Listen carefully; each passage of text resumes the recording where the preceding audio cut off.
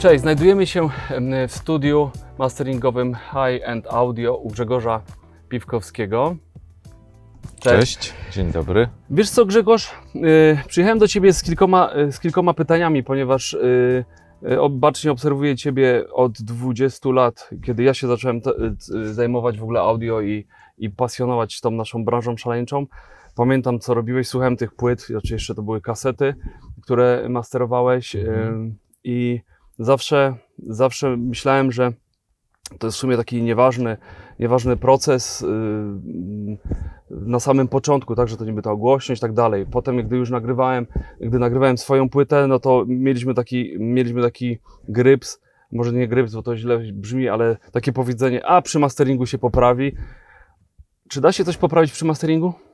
Jest taki dowcip branżowy, że realizator, który realizuje płytę, no cały czas czuje niedosyt i zespół również nie czuje, ale mówi, że to się zrobi przy trackowaniu, a to się zrobi przy preprodukcji, a to się w końcu zrobi przy postprodukcji, przy miksie, no ale w końcu już są te miksy i cały czas jest niedosyt i w końcu mówi, chłopaki, ale to wszystko się wyciągnie w masteringu, tak? No to jest może już teraz trochę taki suchar, mówiąc językiem młodzieżowym. Dużo się da poprawić na masteringu, ale to też zależy od gatunku muzycznego i od tego, jak ten materiał został przygotowany. Ja zawsze zachęcam do tego, żeby miksować oczywiście wersję stereo, taką, która jest naszą wizją, naszą taką gotową, ostateczną wersją, ale żeby również przygotowywać stemy, bo to daje olbrzymie pole do popisu. Nie kosztuje to wiele czasu przy miksowaniu, chociaż rozumiem, że jeżeli się kończy miks o 4 nad ranem, to ciężko jeszcze poświęcić pół godziny, żeby zgrać te stemy, ale naprawdę ten wysiłek jest bardzo, bardzo opłacalny per saldo, tak? Bo po kilku latach można wrócić do nagrania, można zrobić remix. Już nie mówię o takim podstawowym jakby podejściu do miksowania, czyli zrobienia wersji instrumentalnej, zrobienia wersji samego wokalu, no bo to uważam jako coś absolutnie podstawowego już w tej chwili. Przy dzisiejszej technologii, postępie tej technologii, prawdopodobnie za 5-10 lat te nasze wersje 24-bitowe no będą właściwie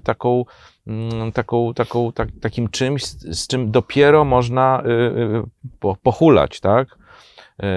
I nie mając tego dzisiaj przygotowanego, skazujemy się, że za 10 lat nie będziemy w stanie tego swojego materiału odświeżyć i na przykład wykonać jakiejś ciekawej reedycji, ciekawego remiksu. Właśnie ostatnio współpracuję z panią Krystyną Prońko, która swoje stare rzeczy remiksuje w tej chwili, wydaje w nowych wersjach, z nowymi artystami, z nowymi DJ-ami. I tylko dlatego to robi, że ma te wersje z lat 80. i 90. przygotowane. Gdyby nie to, no w zasadzie byłaby skazana tylko na to, co już kiedyś widziała, a tak to może znowu dotrzeć do młodego pokolenia z nowymi aranżacjami, z nowymi bitami. Więc wracając do twojego pytania, jakby traktując je tak wprost, czy da się, czy można, czy jaka jest skala tej możliwości poprawy, no to uważam, że miks można poprawić przynajmniej o 15-20% w stosunku do tego, co dostajemy ze studia.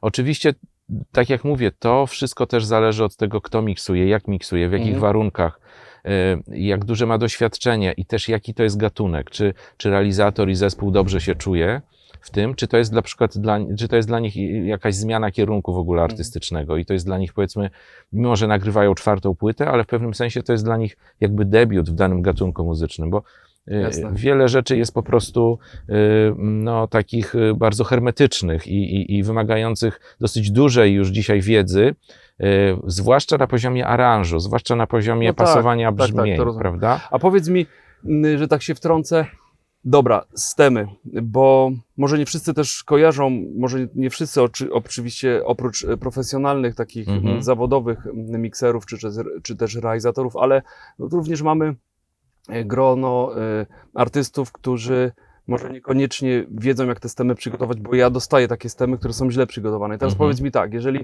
jeżeli zgrywamy zgrywamy stemy, to znaczy, że na przykład raczej całą sekcję perkusji, potem basu, potem gitar na przykład lub instrumentów klawiszowych, czy one, jeżeli ktoś ma zapięte na sumie jakiś kompresor, czy każdy z tych stemów musi być zgrywany z tym kompresorem? Jak to zrobić, żeby na przykład ktoś mógł ci wysłać takie stemy, bo wiadomo, że też mógłbyś zrobić mastering ze stemów, tylko że jak to pokrótce, żebyś wytłumaczył, jak to pokrótce przygotować, żeby było jak najlepiej, tak? Wiem, do czego zmierzasz, bo problem jest rzeczywiście w zgraniu takich stemów, dlatego że zupełnie inaczej będą nam pracowały pluginy czy nasze w ogóle procesy, jeżeli są zapięte na całej pełnej warstwie brzmieniowej, właśnie, tak? Tam, gdzie jest i warstwa instrumentalna, i wokalna. One zupełnie inaczej się będą zachowywały, kiedy wyłączymy wokal, kiedy wyłączymy bębny, kiedy zostawimy sam bas, prawda? Ten kompresor może, czy equalizer, no będzie działał, wiadomo, ale już equalizer dynamiczny będzie działał inaczej. Wszystkie dynamiczne rzeczy, uzależnione od poziomu jakby narastania sygnału, one będą zupełnie inaczej się zachowywały. Problem jest rzeczywiście olbrzymi, dlatego że miks wtedy będzie brzmiał, powiedzmy, tak jak sobie wyobrażamy, a ten złożony ze stemów nie. Będą prawdopodobnie inne proporcje. Dlatego też chciałem się spytać, jak to przygotować profesjonalnie dla Ciebie? Profesjonalnie byłoby tak, że cały czas sidechainujemy te urządzenia sygnałem pełnowymiarowym, tak? To znaczy każemy im tak się zachowywać, jak gdyby pracowały na sygnale pełnowymiarowym, ale wypuszczamy poszczególne ślady, tak? Wtedy mamy szansę na to, że te poszczególne składowe, nazwane stemami, zachowają się bardzo podobnie, jak w wypadku pełnoprawnego wtedy miksu. ty nie musisz wprowadzać zastanawiać się, korekt, że na przykład proporcje się kompletnie rozjechały, tak? Że w miksie jest więcej wokalu, a w stemie jest go zdecydowanie mniej, prawda? No bo zazwyczaj tak będzie, także instrumenty po prostu przejmą kontrolę w stemach, a w miksie jednak ten wokal będzie wyznaczał poziom głośności, w związku z tym cała warstwa instrumentalna będzie jakoś tam redukowana bardziej, tak?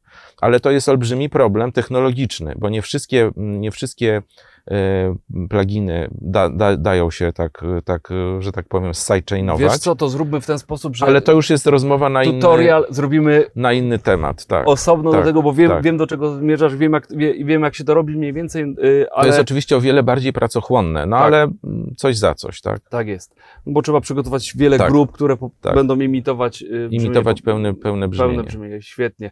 No więc to jest chyba bardzo duża, jakby to powiedzieć, koszyk informacji, pakiet informacji. Teraz pakiet jest taki bardzo no to jest popularny. Pełna podpowiedź, tak? Bo jak to przygotować? No i teraz mogą artyści przygotować coś takiego i mieć swój miks, ale skorzystać z profesjonalnego. No i zrobić sobie backup, tak? Tak. No też jest sytuacja tego typu, że że sumujesz też te stemy, to jest też, możesz każdy z osobna, na każdą partię instrumentu możesz zrobić nawet poprawki, no żeby była jasność, tak? No bo jeżeli mamy stemy, to wiadomo, że one są, żeby zrobić poprawki, żeby nie grzebać w całym miksie lewa, prawa i wycinać te częstotliwości, które są brzydkie, tylko można wtedy z tych stemów. Świetnie, a powiedz mi teraz tak, bo się zastanawiałem, o konwerterach twoich, bo używasz Apogee i Lavry, tak? I opowiedz mi o tym, jak to u Ciebie działa, bo ja mam też 2 konwertery, ale ja nie zajmuję się stricte masteringiem, wiadomo, ja zajmuję się realizacją nagrań i miksem i ja słyszę różnicę konwerterów, już przy nagraniach. Wiem, jak brzmi mój Niva, wiem, jak Lucid i jak Apogee. Wytłumacz mi, co się stanie jak się ma taki, a nie inny konwerter, tak? I czy w ogóle konwertery mają wpływ na pracę nawet z muzyką? Bo ja moje zdanie usłyszysz po twojej wypowiedzi, tak? No tak. Już odpowiadam. Konwertery mają moim zdaniem kluczowe znaczenie. Dlaczego? Dlatego, że w ogóle dają nam obraz tego, co nagraliśmy do komputera, czy do naszego rejestratora i też powodują, że podejmujemy pewne decyzje, że czegoś nam brakuje, albo że czegoś jest nadmiar. Dlaczego w zasadzie mam 3 konwertery? Dlatego, że mam jeszcze trzeci Linxa, firmy Lynx, który jest w formie karty do komputera. I oczywiście mogę powiedzieć tak w skrócie. Apogee jest taki grzeczny, płynny, powiedziałbym sferyczny, niebiański, bardzo, bardzo spokojny. Tak. Natomiast Lawry jest bardziej zadziorny, bardziej dynamiczny. Natomiast Lynx to jest zbliżenie się do takiego konsumenckiego, ale bardzo dobrego odtwarzania.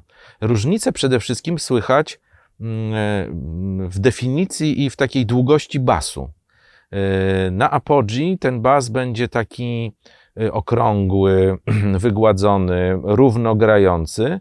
Na Lawrym on już będzie bardziej nerwowy, a na Lynxie czasami, i to jest największa jakby w sumie zaleta, tak?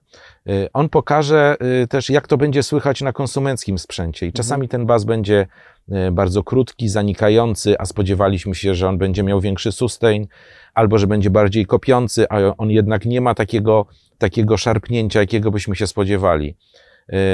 Więc to nam daje no, jakby większą ilość informacji o tym, jak to nasze nagranie zachowa się u kogoś w domu, tak?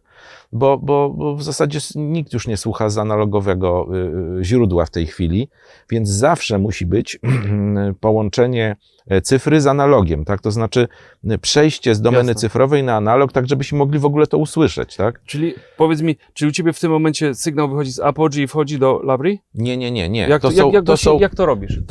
To są trzy jakby niezależne tory, tak? I słucham po prostu przez jeden przetwornik, przez drugi, przez trzeci, po to, żeby się, że tak powiem, zapoznać, no tak jak mamy trzy różne odsłuchy, prawda? Trzy różne kolumny i powinniśmy słuchać wtedy z tego samego przetwornika, żeby rzeczywiście ocenić, co na tych głośnikach słyszymy, bo jeżeli będziemy i zmieniać przetwornik, i zmieniać kolumnę, no to mówiąc szczerze, zrobimy sobie bardzo dużą komplikację oceny i bardzo dużą komplikację wniosków, co tak naprawdę słyszymy i co ewentualnie jest do korekty. Więc ja słucham na jednym zestawie głośników, natomiast mogę wybrać różne przetworniki po to, żeby właśnie ocenić, co się naprawdę dzieje i to ma naprawdę duże znaczenie w odsłuchu. Może nie takie, że ktoś to nazwie i powie, wiesz, ja mam w samochodzie przetwornik firmy takiej i takiej i on nie domaga z basem, w związku z tym, wiesz, jak dla mnie powinieneś dać więcej basu. Nikt czegoś takiego nam nie powie. To my sobie coś takiego możemy powiedzieć jako realizatorzy. Natomiast on powie, wiesz, te nagrania z tego czy z tamtego studia mają słaby bas. A to wynika nie tyle z tego, że rzeczywiście tak jest, tylko tak to jest odtwarzane przez ten przetwornik. I trzeba się nad tym zastanowić i trzeba spróbować tak to dopasować i tak to zunifikować, żeby to brzmiało no, jak przysłowiowy Michael Jackson, tak? Na wszystkich rzeczach on jest tak podobny i tak charakterystyczny, że nikt nie pomyli tego brzmienia, tak? Zobacz wtedy, jak to robili, nie mieli takich przetworników, jak my mamy. No mieli inne, ale robili to też w innej domenie i robili to niesłychanie precyzyjnie, tak? Więc no, w ogóle powstawanie nagrania, powstawanie utworu, już nie mówię o hicie, tak? Ale w ogóle powstawanie, to jest zawsze budowanie pewnego prototypu, tak? Zastanawiamy się, jakie barwy ze sobą spasować, jak one będą ze sobą współbrzmiały, jakie wywrą wrażenie na słuchaczu i również w konsekwencji, jak one zostaną przetworzone przez przetwornik, tak? Więc wszystkie te elementy, każdy z nich ma powiedzmy po 2, 3, 4% udziału, ale jeżeli na każdym będziemy tracić te procenty, no to prawda, z 20-30%, które moglibyśmy uzyskać, będziemy mieć 20% mniej, tak? I tu się nagle okazuje, że to jest już postrzegane jako nieakceptowalne, tak? Albo jeszcze akceptowalne, ale nikt już nie powie, no wiesz, to jest światowy poziom, tak? Więc to zawsze są takie cegiełki, które się dokłada. W jakiej głośności miałbym Ci podesłać do masteringu utwór? Takiej prostej odpowiedzi nie ma, dlatego że dzisiaj jakby standard głośności wyznaczają streamingi, tak? Czyli no przede wszystkim YouTube. I YouTube no, po jakimś czasie będzie ściszał nam to nagranie, jeżeli ono jest zbyt głośne, ale Są pewne style muzyczne, powiedzmy heavy metal, tam gdzie są przesterowane bardzo wysokie, takie stałe poziomy, tak? Tego nie można zrobić cicho, bo to jest jakby przeciw tej muzyce, przeciw temu kanonowi, który jest w tej muzyce zapisany. Co innego z rapem albo hip-hopem, gdzie aranż jest bardzo często rzadki, gdzie jest tylko stopa, wokal i jakiś jeden instrument, tak? I tak jest praktycznie przez cały utwór. Tam zdecydowanie ten poziom może być wyższy, bo tam tak naprawdę nie ma czego zmiażdżyć, nie ma czego zniszczyć, tak? Więc tu nie ma takiej jednoznacznej odpowiedzi, że minus 12 albo minus 15 RMS-u pełnej skali to jest ten poziom, który... Ale bez limitera najlepiej. Tak, to znaczy, Czy nie? jeżeli, No bo właśnie też już tłumaczę, jeżeli limiter jest tylko po to, żeby nam podnieść poziom miksu i że tak powiem, zadowolić się, że ale zrobiłem głośno, to tak, to do masteringu trzeba go wyłączyć. Natomiast jeżeli ten limiter powoduje, że nam się zmieniają proporcje, że nam się coś chowa albo w związku z tym subiektywnie inne rzeczy wychodzą, no to tu już jest decyzja bardziej aranżacyjno-producencka, że właśnie chcę, żeby to tak brzmiało.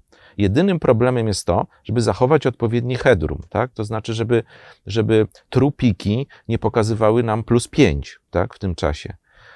No bo to ewidentnie przy konwersji z formatu takiego szerokiego jak WAV 24-bitowy do formatu stratnego jak MP3 może powodować przestery, może powodować właśnie jakieś zniekształcenia i też może spowodować, że serwis streamingowy odmówi przyjęcia takiego pliku z takimi, powiedzmy, uszkodzeniami, tak? Więc to nie ma takiej odpowiedzi, przysyłajcie mi minus 15 i będzie dobrze. Jeżeli jest to ciężka muzyka, czyli heavy metalowa, to można to skompresować, można to zlimitować i to może być wysoki poziom, bo taka muzyka nawet na YouTubie powinna osiągać gdzieś w okolicach minus 8 dBFS, tak?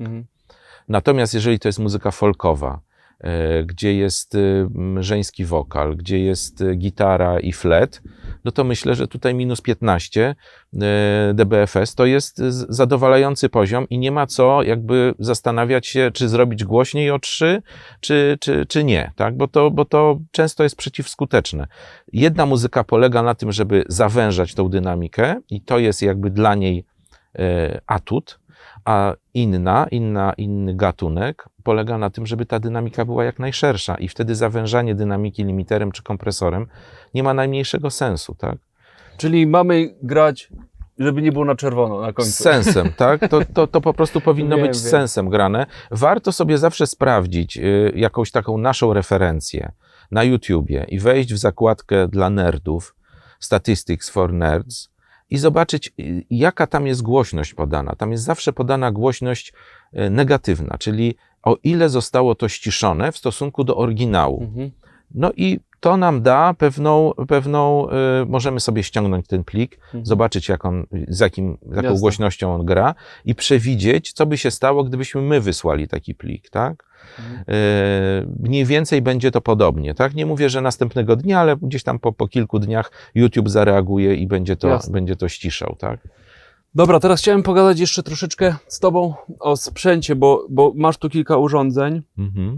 Powiedz mi, już masz ten plik i teraz oczywiście ja wiem, co te urządzenia robią, ale bardziej mnie interesuje to, jak to wszystko jest skrosowane, jak to jest połączone. Czy to jest na zasadzie takie, że to jest wszystko kaskadowo, czy to jest w inny sposób, czy krosujesz to ręcznie, czy używasz krosownicy, czy częściej pracujesz z softwarem niż zewnętrzne urządzenia. Jak u Ciebie ta praca wygląda? Tak? Co te urządzenia wprowadzają do Ciebie w nagraniach? Bo ja w miksie wiem, co robią, tak? A co u Ciebie w masteringu? Ja w ogóle jestem zwolennikiem hybryd, to znaczy jakby połączenia zarówno tej domeny cyfrowej, pluginów, przetwarzania software'owego, jak i urządzeń analogowych, które moim zdaniem wprowadzają życie, tak? Wprowadzają pewną taką nieoczywistość, one się starzeją, w związku z tym one z Inaczej biegiem brzmią. czasu brzmią trochę inaczej. Poza tym one też reagują w odpowiedni sposób na dany gatunek muzyczny, na poziom, na zakres charakter częstotliwości, po prostu. tak? I dodają pewien charakter, właśnie. Jedne są ciemniejsze, drugie są jaśniejsze, jedne bardziej działają sustainowo, inne działają bardziej transientowo. Także ja przez pewien czas stosowałem taką krosownicę firmy Crockwood, gdzie miałem podpięte 7 urządzeń Tak, i pamiętam. mogłem sobie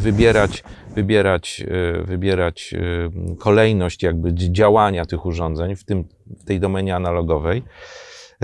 Niestety tam nastąpiły pewne problemy software'owe. Musiałem ją odesłać do Wielkiej Brytanii. Naprawa miała trwać miesiąc.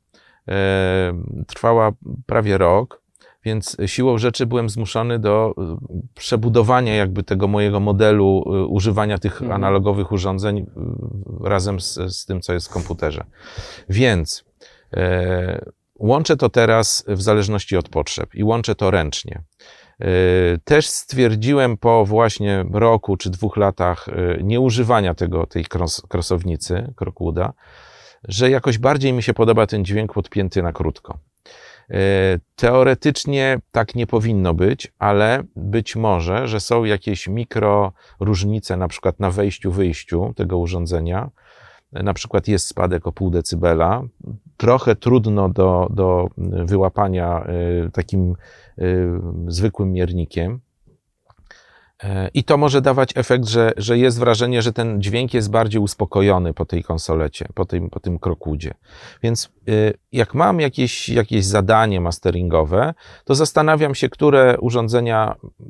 których urządzeń chciałbym skorzystać i podpinam je bezpośrednio jakby pod tor, który wychodzi z komputera w takiej pętli digital, analog, digital. Dokładnie, Tak. wiem, bo ja tak samo mam.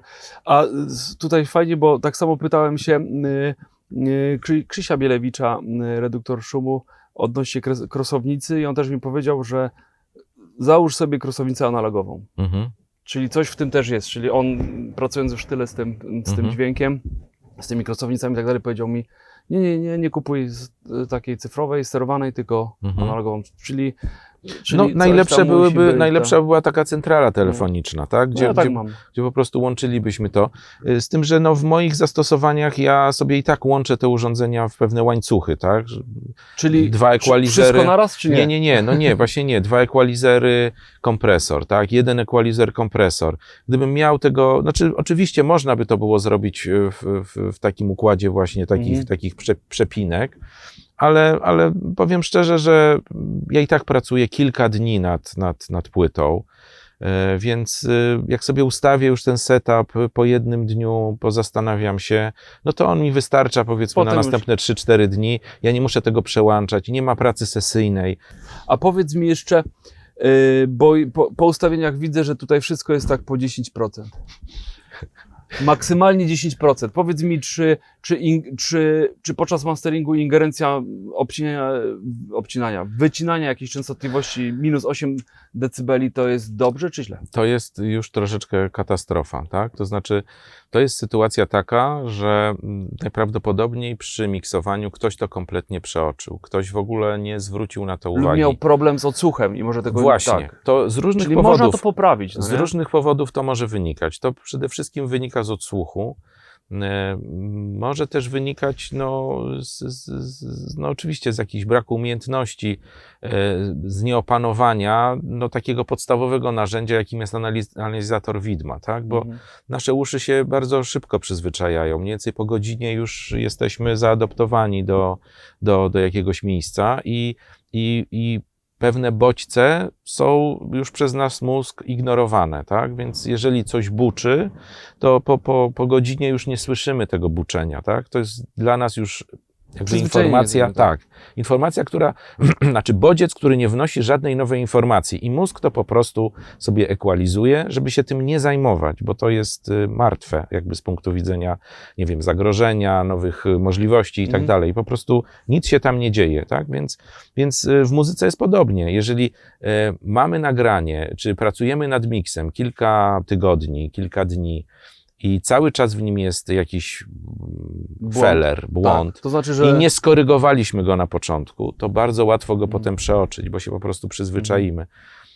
Stąd tak ważne jest, żeby słuchać swojego nagrania w różnych miejscach i stąd tak ważne jest, żeby wysłać ten miks do kogoś innego, kto w ogóle nie był zaangażowany w produkcję, bo dla niego to będzie taki punkt zero i taki moment, kiedy on usłyszy to w sposób taki, no nie, że będzie się tego doszukiwał, tylko to go wręcz po prostu walnie po twarzy, tak, że ojej, a dlaczego tak? I to będzie pierwsze pytanie, które on sobie zada.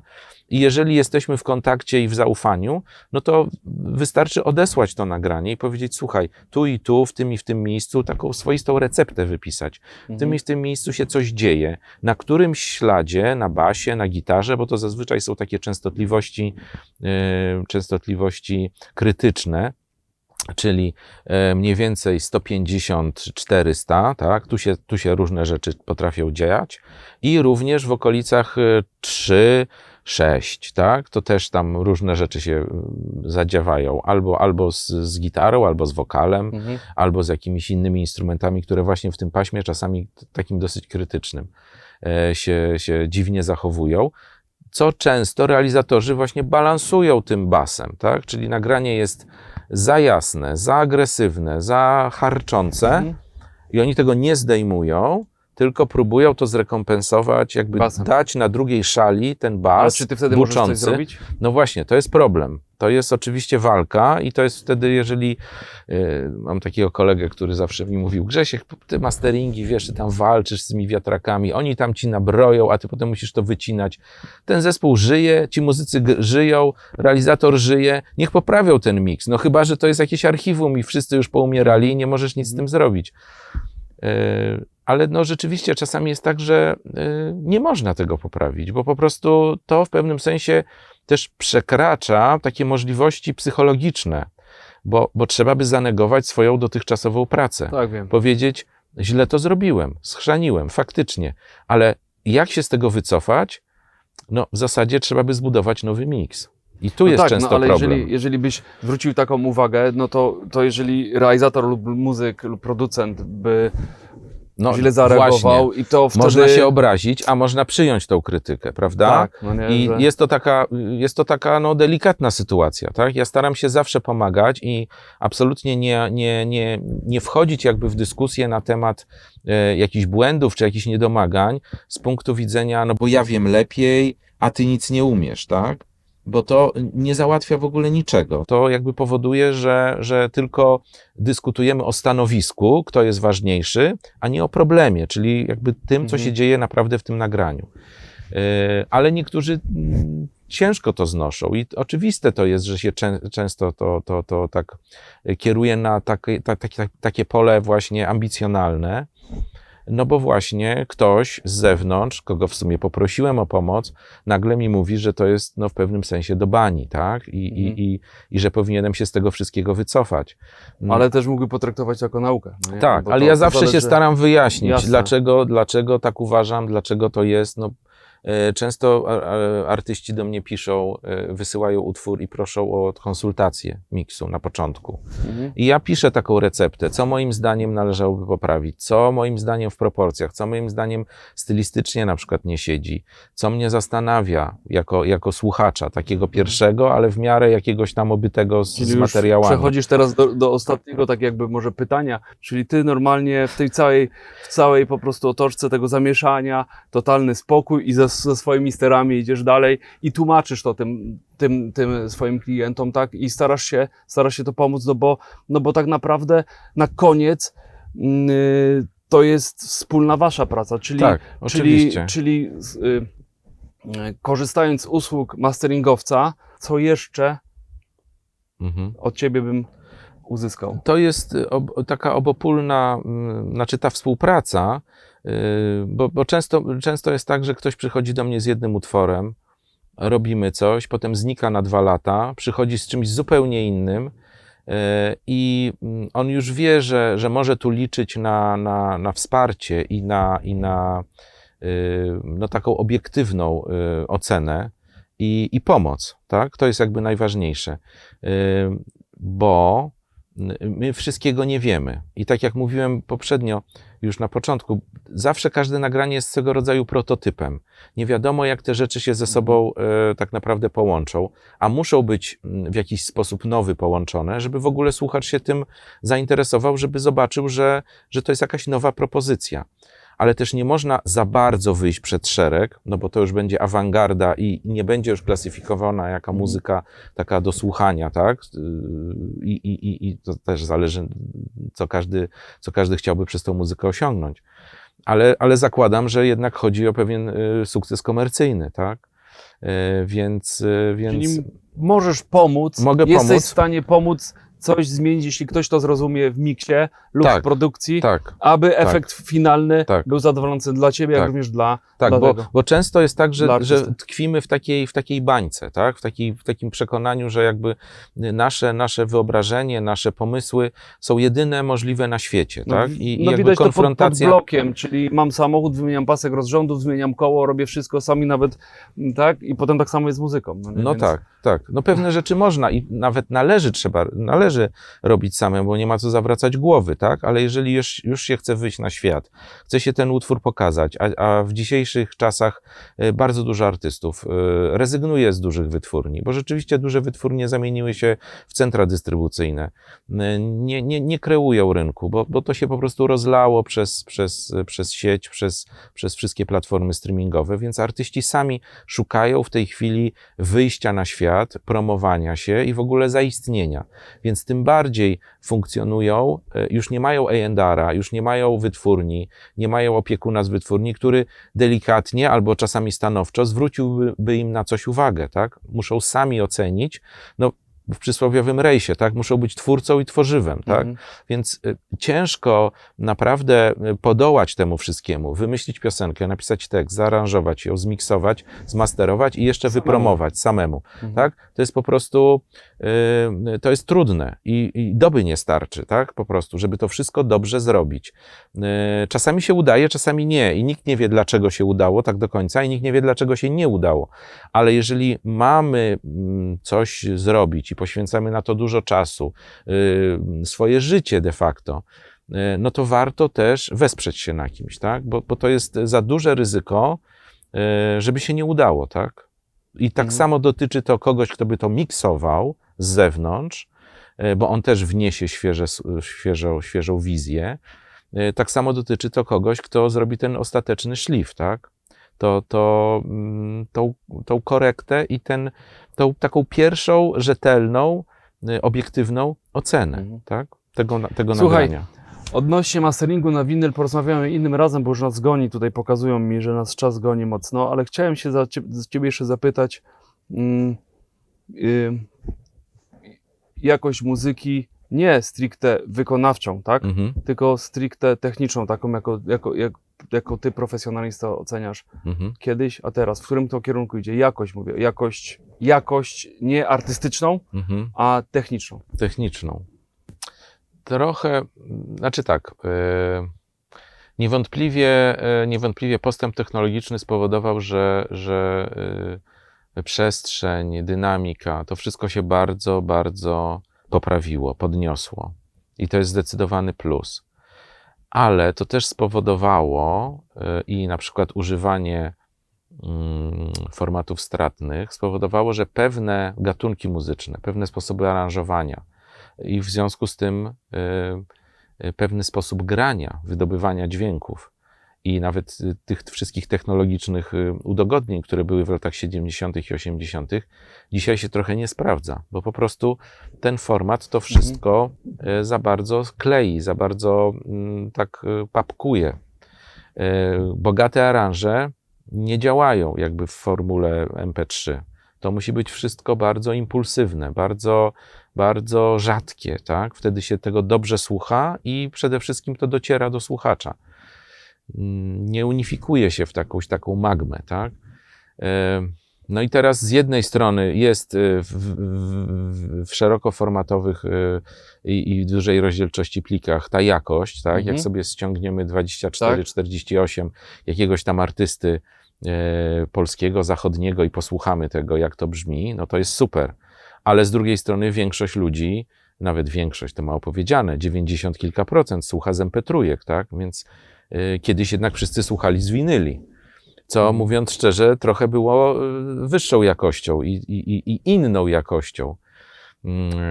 Więc to jest takie pytanie, jest i lepiej i gorzej, tak? No Jest i więc- lepiej i gorzej. W studiach jest lepiej, ale z drugiej strony potem jest to przekładane na format, który jest moim zdaniem momentami gorszy No. w takim powszechnym używaniu niż kaseta magnetofonowa Czyli często. ten sprzęt, który jest naprawdę coraz bardziej Doskonalszy, tak. doskonalszy podnosi tą jakość, Tak, niemniej jednak oczywiście. potem te formaty, Ale które my robimy, masa słuchaczy słucha z plików 128 kilobitów, tak? Więc no, to jest moim zdaniem gorzej niż kaseta magnetofonowa. to ty na pewno będziesz mówił, żeby tak nie słuchali. Dziękuję za spokój i Dziękuję. za masę informacji. Dziękuję Do bardzo. zobaczenia. Do zobaczenia. Cześć.